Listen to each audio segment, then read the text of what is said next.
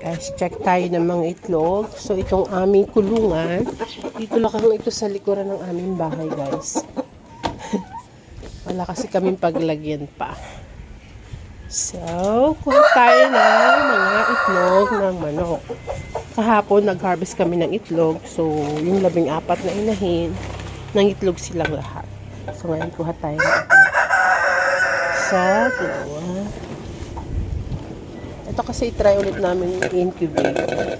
Kaya ihiwalay namin yung mga kukuhanin namin ito ngayon. Alas ka dyan. Nilalagyan namin kasi dati pa ng fake egg. Para hindi sila manuka ng itlog. Dati pa yan, hindi pa sila nangingitlog. Mga 8 months sila, nilagyan namin yan ng mga fake eggs. Para masanay na sila sa itlog.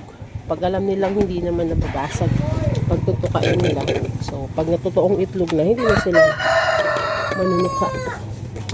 So, ayan, lima. Ito kasi may itlog. May itlog na siya kaya natin. Ayan. Tingin ko nga.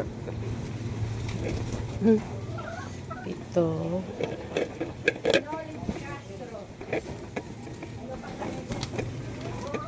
So, 7 eggs pala.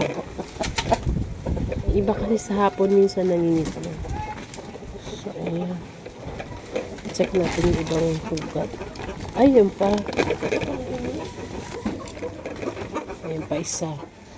So, 8 eggs. 2, 4, 6, 8 eggs.